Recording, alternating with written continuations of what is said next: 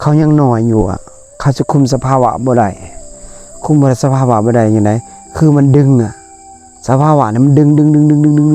งลงกับพื้นปุ๊บแล้วมันจะหมุนเนี่ยหมุนติวดับปุ๊บ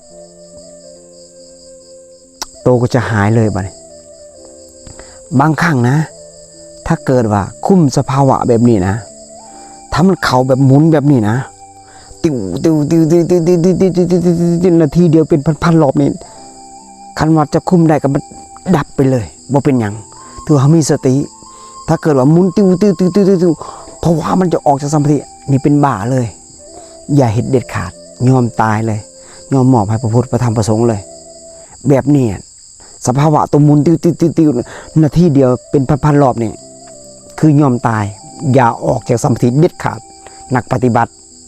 จงจำคำครูบาบอกไว้นะถ้าเกิดจะออกจากสมาธิจะย่านตายจะเป็นบ้าเลยเพราะว่าจิตต้นนี้ตัวสภาวะตัวมันหมุนติวนี่ต้องมอบอย่างเดียวถ้าบ่มอบถ้าจะออกมาจากนั้นโอ้เจ้าเรียบร้อยเลยสติฟันเฟืองเลยคนบ่เต็มเสอิงเลยอันนี้สามเณรเกตเขามือที่3แล้วเนี่ยเมื่อวานนี้3 ชั่วโมงครูบาต้องมากางกดให้มื้อนี้เบิ่งไปเรื่อยๆเพราะว่าครูบาเล่งความเพียรให้เขาเล่งบ่ให้เขาขาดตอนช่วงนี้ครูบาจะบ่ให้เขาขาดตอนเลยครูบาต้องเอามานอนนำอยู่ถ้ำนอนนำบางครั้งสภาวะนี่นะถ้าไพ่เกิดตัวดึงลงนี่ดึงลงอันนี้เป็นครูบาเคยเป็นอยู่2 รอบ2 มือติดมันดึงกับพื้นเลยเอ็นลง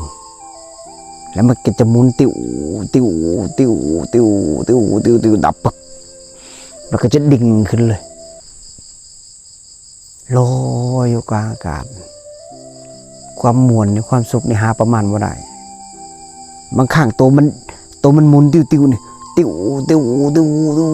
นาทีเดียวเป็นพันรอบนี่ดิ่งขึ้นออกนอกโลกเลยอย่างโจโกบนอกโลกเห็นโลกธาตุ3 หน่วยเลยนี่สภาวะตัวนี้ตัวหมุนติวนี่นักปฏิบัติเราเตือนไว้นะต้องระวังนะต้องมอบกลายถวายชีวิตให้พระพุทธพระธรรมพระสงฆ์ยอมตายถึงจะรอดถ้าเกิดสภาวะนี้คันว่าเกิดมูลติวเราออกนะสติพันเพื่อนจะบ่เต็มเลยจำไว้เด้อนักปฏิบัติเด้อนี่ต้องเผาตลอด